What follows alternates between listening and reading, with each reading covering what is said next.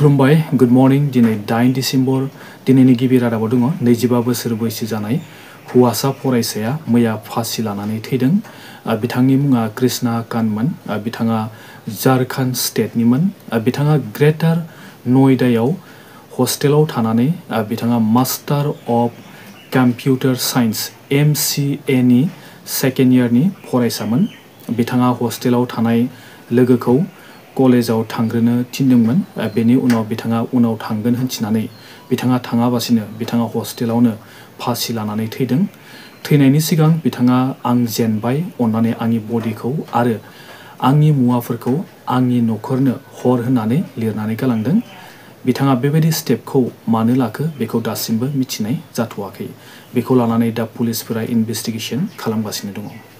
मैया फुंनि 12:04 बाजियाव नाइट क्लाबाव गेस सिलिन्डारा बेरफुनानै गासै 25 जनसो सुबुंफोरा थैनो गोनां जाबाय आरो गोबाङानो जखमबो जादों। बे जाथाया गवा नाइट क्लाबनि मोनसे रेस्टुरेन्टआव जादों होननानै जोङो मिथिनो मोन्दों। फायार ब्रिगेडफोरा फैनानै अरखौ खोमोरनो हाबाय। गवानि चिफ मिनिस्टार प्रमोद सावन्त बिथाङा जायगायाव थांनानै बुंदों गोबां थैनायफोरा रेस्टुरेन्टनि किटचेनाव खामानि मावग्राफोरमोन। रेस्टुरेन्टनि 20 जन स्टाफ मेम्बारफोरा थैनो गोनां जाबाय आरो आइजोफोरबो दङ आरो लोगोसे गुबुन हादोरनिफ्राय बेरायनो फैनाय 7 टुरिस्टफोराबो थैनो गोनां जाबाय। बे नाइट क्लाबाव अर खोमोरनायनि बेबस्था गैयामोन होननानै जोङो मिथिनो मोन्दों। बे जाथायखौ लानानै इन्डियानि प्रेसिडेन्ट द्रौपदी मुर्मु आरो लोगोसे इन्डियानि प्राइम मिनिस्टार नरेन्द्र मदि बिथाङाबो दुखु फोरमायदों आरो लोगोसे मदि बिथाङा PMNRF नि गेजेरजों थैनाय सुबुंफोरनि नखरनो 2 लाखै रां होगोन होननानै खोथा होदों आरो जखम जानाय सुबुंफोरनि नखरनो 50,000 रां होगोन होननानै मदि बिथाङा मैया फोरमायदों आरो लोगोसे बे नाइट क्लाबनि बिगोमा आरो मेनेजारनि सायाव FIR होनाय जाबाय होननानै जोङो मिथिनो मोन्दों। इन्डियानि प्राइम मिनिस्टार नरेन्द्र मदि बिथाङा हिन्दु रेट अफ ग्रोथ होननाय फ्रेजखौ गोरोन्थि फ्रेज होननानै बुंदों। मानोना बे फ्रेजनि गेजेरजों इन्डियानि मानसिफोरखौ लासै लासैहैसो जौगाग्रा आरो लोगोसे इन्डियानि मानसिफोरा हिन्दु धोरोमनि मानसिखायनो इन्डियानि मानसिफोरा लासै लासै जौगाग्रा मानसि होननानै बे फ्रेजनि गेजेरजों फोरमायदोंमोन। बे फ्रेजखौ इन्डियानि प्राइम मिनिस्टार नरेन्द्र मदि बिथाङा गोरोन्थि होननानै बुंदों आरो बे फ्रेजनि गेजेरजों इन्डियानि मानसिफोरखौ लाजि फोनांनाय जादों होननानै नरेन्द्र मदि बिथाङा बुंदों। बेखौ लानानै मदि बिथाङा बुंदों दि लासैहाय जौगानायनि जाहोना हिन्दु धोरोमनि थाखाय नङा नाथाय इक'नमिक पलिसिनि थाखायसो होननानै मदि बिथाङा बुंदों।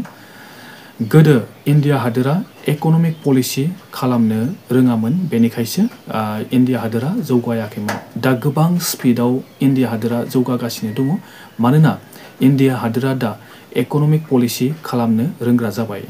जोङो साननानै नायनि स्कुलाव फोरोंगिरिया मोजां फरायसाफोरखौ फोरोङाब्ला फरायसाफोरा मोजां मार्क लाबोनो हाया। बेबायदिनो इक'नमिक पलिसि खालामनो रोङाब्ला जौगानो हाया।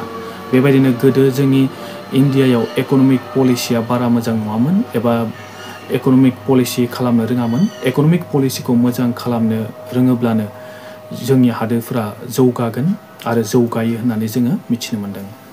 आसाम केबिनेटआ मैया 3,000 बिघा हाखौ एयारपर्ट अथ'रिटि अफ इन्डियानो होनो थाखाय एप्रुभ खालामबाय। बे हाया काछार जिल्लानि दल' साहा बागाननि।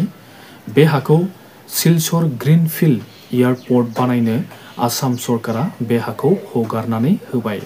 हिमन्त बिश्व शर्मा बिथाङा बुंदों दि दल' साहा बागानाव 1,296 खान नखर दङ। बिसोरखौ होखारा आरो बिसोरो जेबो समस्याबो जाया। आरो लोगोसे जोङो मिथिनो मोननाय बायदिब्ला बिथांमोननो रांबो होनाय जाबाय होननानै जोङो मिथिनो मोन्दों आरो थानो थाखाय हाबो होगोन होननानै जोङो मिथिनो मोन्दों। बे दल' टि स्टेटआ हाखौ बेसेबाङाव आसाम सरकारनो फानदों बेखौ मिथिनाय जायाखै। आरो लोगोसे हिमन्त बिश्व शर्मा बिथाङा मैया क्लास 6, क्लास 7 आरो क्लास 8 आव फरायनाय फरायसाफोरनि थाखाय आसाम हिस्टरि साबजेक्ट आरो आसाम जिअ'ग्राफि साबजेक्ट बे मोननै साबजेक्टखौ 2026 मायथाइनिफ्राय होनाय जासिगोन। आसाम हिस्टरि आरो आसाम जिअ'ग्राफि बे मोननै साबजेक्टखौ कम्पालसरि खालामनानै होनाय जाबाय होननानै जोङो मिथिनो मोन्दों। 2026 मायथाइनिफ्राय बे साबजेक्टखौ फरायसाफोरा फरायनो मोनसिगोन। आसाम हिस्टरि आरो आसाम जग्राफि बे मोननै आयदाखौ फरायसाफोरा मिथिनाया जोबोद इम्परटेन्ट होननानै हिमन्त बिश्व शर्मा बिथाङा बुंदों। आसामनि जारिमिन मिथियाब्ला इयुनाव फरायसाफोरा जेबो रोंनाय नङा। बेनिखायनो आसामनि जारिमिनफोरखौ मिथिनो आरो बाउन्डारिफोरखौ मिथिनो थाखाय जग्राफि आरो हिस्ट्रि बे मोननै साबजेक्टखौ होनाय जासिगोन। अब्लासो आसामनि फरायसाफोरा आसामनि जारिमिन आरो हिस्ट्रिखौ मोजाङै मिथिगोन होननानै हिमन्त बिश्व शर्मा बिथाङा बुंदों। बेनिखायनो बे मोननै साबजेक्टखौ स्कुलाव कम्पालसरि खालामनो नागिरनायखौ जोङो नुनो मोन्दों। आसाम सरकारा दिनै हायार सेकेन्डारि फाइनेल एग्जामाव 80% एबा बेनि बारा मोननाय फरायसाफोरनो स्कुटि राननानै होनाय जासिगोन। गासै 11,250 जन फरायसाफोरा दिनै स्कुटिखौ मोनगोन। दिनै गुवाहाटीनि श्रीमन्त शंकरदेव कलाक्षेत्रआव बे हाबाफारिखौ लानाय जादों आरो फुंनि 11 रिंगानिफ्राय बे स्कुटि राननानै होनाय हाबाफारिया जागायजेनगोन। एसटिखौ लानानै दावराव जाबाय थानाय समावनो एजिपिनि सानै एमपिफोरा 6 कमिउनिटिसफोरखौ फुल सापर्ट खालामनो थाखाय बिथांमोना ओंखारबोदों। एजिपिनि सानै एमपिफोरा 6 कमिउनिटिसफोरनो एसटि होनांगौ होननानै बिथांमोनाबो पार्लियामेन्टआव दाबि खालामगोन होननानै जोङो मिथिनो मोन्दों।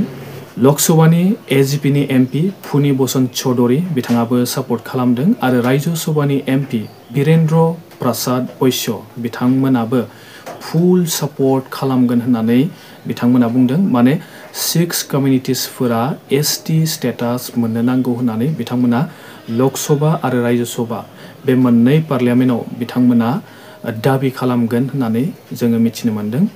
आरो जोंनिफ्राय थांनाय एसटि एमपिफोरा बेखौ हेंथा खालामगोन ना खालामा बेखौ जोङो सम फैब्लासो मिथिनो मोनसिगोन। नाथाय एजिपिनिफ्राय सानै एमपिफोरा दा 6 कमिउनिटिसफोरनो एसटि होनो नांगौ होननानै सापर्ट खालामनायखौ जोङो नुनो मोन्दों। भिडिअखौ मोजां मोन्दोंब्ला मोनसे लाइक खालाम आरो लोगोसे भिडिअखौ शेयार खालामनो दाबाव। दासिमनि रादाबा एसेनोसै। Thank you.